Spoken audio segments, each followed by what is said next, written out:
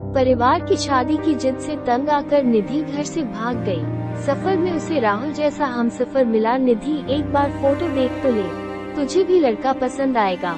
मामी के 6वीं बार कहने पर निधि ने बोर होकर फोटो हाथ में उठाया और हंसकर लोटपोट हो गई। मामी प्लीज, पहले तो इसे लड़का मत कहिए। इतनी बड़ी बड़ी मूंछों और कुर्ता पायजामा टोपी लगाए इस आदमी की शक्ल टिपिकल लाला जी, बल्कि पुरानी फिल्मों के सूटखोर साहूकार से मिल रही है। आप सीरियसली चाहती हैं मैं इससे शादी करूं? बेटा, ये अग्रवाल जी का इकलौता लड़का है। उनकी पूरी प्रॉपर्टी आप फिर से शुरू हो गई। आपको तो बस कैसे भी बला टालनी है। मेरी शादी करके देखो निधि, तुम्हारे नखरे बहुत झेल चुके हम। अब तुम बच्ची नहीं रही। बचपना छोड़ो और प्रैक्टिकल बनो।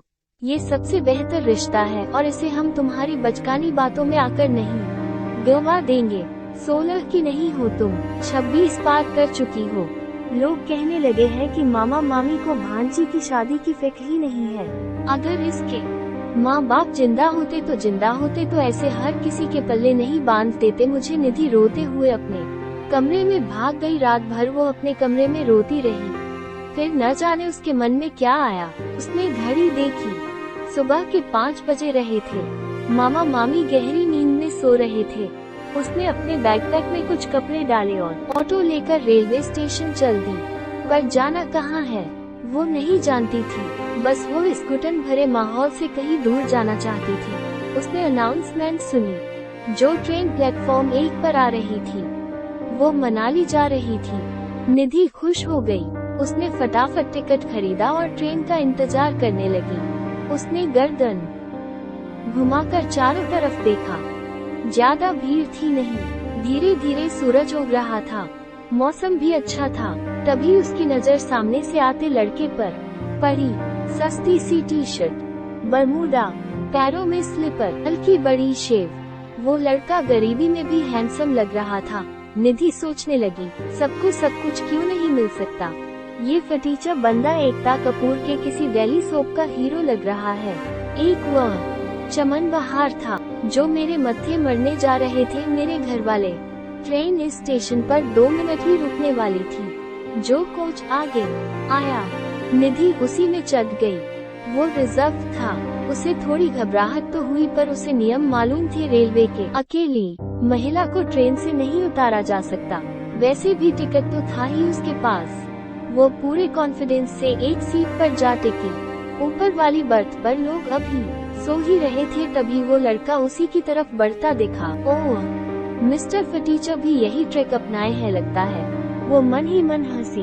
Excuse me ma'am, this birth is mine. उसकी भारी मर्दाना आवाज उसकी पर्सनैलिटी से मैच नहीं कर रही थी। ओहो, इंग्लिश इम्प्रेशन झाड़ रहा है। न चाहते हुए भी उसका मुंह बिचक गया। ओके, उसने इतना ही कहा और गेट पर आकर खड़ी हो गई। कुछ देर में वो लड़का भी वहाँ आ गया। सॉरी, मुझे मालूम नहीं था कि आपकी सीट कंफर्म नहीं है। आप चाहे तो मेरी पर बैठ सकती हैं। नो थैंक्स, मैं जनरल में चली जाऊंगी अगले स्टेशन पर। नेक्स्ट स्टॉप करी 2 घंटे बाद आएगा। जब लड़के ने कहा तो निधि को टेंशन हुई। 2 घंटे टॉयलेट के पास इस गेट पर खड़े हो कैसे बिताएगी? बिन सोचे काम करने का यही नतीजा होता है। ठीक है, लड़का फ्री होने की कोशिश कर रहा है उससे, लेकिन ट्रेन में दिन में भीड़ में बातों के अलावा कर ही क्या लेगा। वैसे भी उन्हें अपने अपने रास्ते होना ही है तो ज्यादा एटीट्यूड नहीं दिखाना ही बेहतर है। ओके थैंक्स, निधि ने मुस्कुराकर कहा और साइड लोअर बर्थ के एक साइड बैठ गई। कुछ देर में टीसी आता दिखा तो उसकी धड़कनें बढ़ गईं। फिर उस लड़के ने आगे बढ़कर टीसी से कुछ बात की। फोन पर अपना टिकट दिखाया। फिर न जाने क्या हुआ कि टीसी उसे इग्नोर करके बाकी सबकी टिकट चेक करके आगे बढ़ गया। अब आप बेफिक्री से यहाँ बैठ सकती हैं। थैंक यू सो मच, आपने बड़ी हेल्प की। डोंट मेंशन कहता हुआ वो फिर गेट के पास चला गया। वहाँ किसी से कॉल पर बात करता रहा। फिर कुछ परेशान सा होकर सीट पर आकर बैठ गया।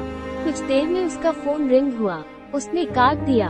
दोबारा रिंग हुआ। उसने झुंझलाकर उठाया। यार आलू, तुझे बोला ना अपने और मेरे बाप को हैंडल कर ले। मैं भी तो तेरे कितने पर्दे निपटाया हूँ। तू आज एक काम नहीं कर सकता मेरा? यार वो लड़की मेरे टाइप की है ही नहीं। मैं किसी को जज नहीं कर रहा, पर बिकनी बीच पर, वेस्टर्न पब में और साड़ी मंदिर में पहनो तो आउट ऑफ प्लेस नहीं लगती। इतना तो बेसिक ड्रेसिंग सेंस होना ही चाहिए ना। बुजुर्गों से भरी फैमिली गैदरिंग में कोई लड़की इतनी रिवीलिंग ड्रेस पहनकर आ रही है, इसका क्या मतलब है? नहीं यार, वो अटेंशन नहीं चाह रही, अटेंशन हटाना चाह रही है। समझ नहीं आती तुझे इतनी सी बात? आंटी लोग ऐसे फंक्शंस में बहुएं तलाशती हैं। हमारी मम्मियाँ भी यही की है न। अब ऐसी लड़कियों को देखते ही उनके मुंह बन जाते हैं। बड़ी सी दुपट्टे वाली या साड़ी वाली लड़की टॉप प्रायोरिटी होती है, फिर कुछ भी डिसेंट सा पहने हुए। ऐसी ड्रेस वालियों पर वे बिगड़ी और हाथ से निकली लड़कियों का थप्पा लगा देती है। तू ही सोच, वो लड़की न सोशल मीडिया पर है, रियल आईडी से तो नहीं ही है ना। उसने अपनी फोटो भेजी कोई, ये पिक्चर भी तूने चोरी से क्लिक की है।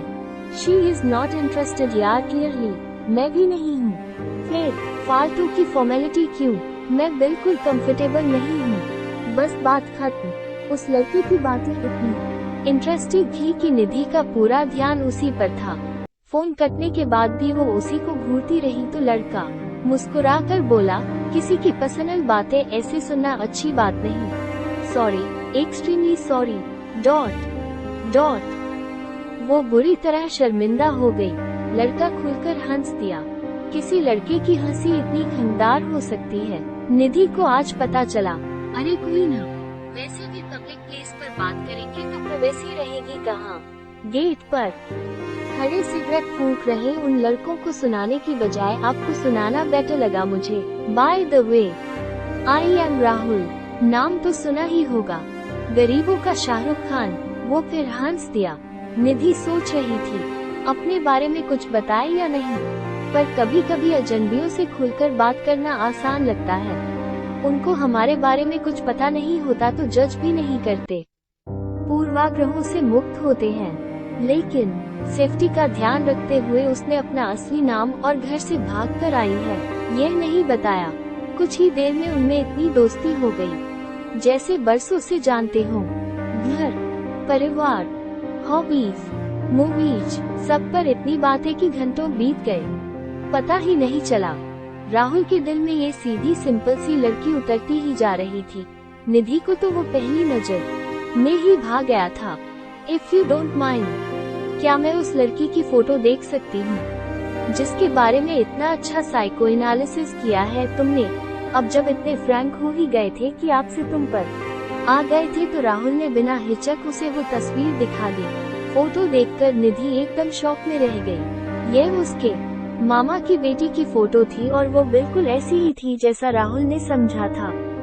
वो शादी नहीं करना चाहती थी, पढ़ने बाहर जाना चाहती थी, जिसकी वजह से मामा मामी परेशान रहते थे। निधि को चिढ़ थी कि अपनी बेटी को इतनी आजादी देकर वे उसके पीछे पड़े हुए हैं शादी करने को। राहुल, तुम टीशा श्रीवास्तव के घर जा रहे थे लड़की देखने आज, जहाँ से भाग आए हो? उसने अटकते हुए पूछा। नहीं, लड़की का नाम तो निधि सक्सेना बताया था मुझे आलू ने, आई मीन आलोक ने। वो मेरा कजिन है। ये फोटो उसी ने ली है चुपके से। ये बकवास टी शर्ट भी उसी की है। मैं उसी के साथ रुका था रात को ताकि भागने में आसानी हो। निधि ने फोन झपट कर हाथ में ले लिया और जूम करके देखा तो टीशा के पीछे उसकी भी फोटो थी। उसने सिर पकड़ लिया। अब राहुल ने भी उस फोटो को गौर से देखा और चौंक गया। इसका मतलब मैं ही निधि हूँ, पर आज तो मुझे देखने कोई और आने वाला था। एक मुच्छर लाला जी, और उसका नाम तो रजनीश अग्रवाल था, है न? My bad. ताईजी को भी मेरी सब फोटोज में से वही चुन्नी थी जो मैंने दादाजी के जन्मदिन पर खिंचवाई थी। उनको पसंद था तो उनकी मर्जी और खुशी के लिए मूछें बढ़ाकर ट्रेडिशनल खानदानी काले कुर्ते पायजामे, टोपी और सोने की चेन में क्लिक कराई थी। रजनीश को शॉर्ट करके मैंने राहुल कर लिया। तुमने अपनी फोटो भेजी नहीं। तुम्हारी कजिन की फोटो देखकर तो मैं होटल के रूम से भागकर सीधा रेलवे स्टेशन आ गया और जो पहली ट्रेन दिखी वही पकड़ ली। टीसी से सीट की बात करके मुझे क्या पता था, पता तो मुझे भी नहीं था। मैं मामा मामी से यूं ही नाराज हुई थी। उन्होंने मेरे लिए सोच समझकर ही रिश्ता चुना था और मैं ऐसे बिन बताए अब क्या होगा। निधि की आंखों में शर्मिंदगी के आंसू थे। अब कुछ नहीं होगा, हम लोग कह देंगे कि घर वालों के सामने कंफर्टेबल नहीं थे, इसलिए बाहर मिलने आ गए। अच्छा है, दोनों ने ही कोई नोट या मैसेज नहीं छोड़ा था।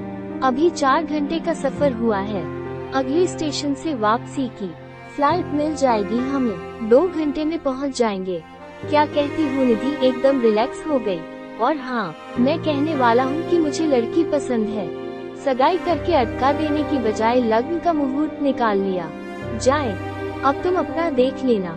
मैं इनकार करके विलेन नहीं बनने वाला। मैं तो राजा बेटा हूँ न आज्ञाकारी श्रवण कुमार। राहुल ने शरारत से कहा। हाँ जी, क्यों नहीं, राहुल भी तुम, रजनीश भी तुम, श्रवण कुमार भी तुम ही हो बंधु, सखा तुम ही हो। निधि भी खिलखिला दी।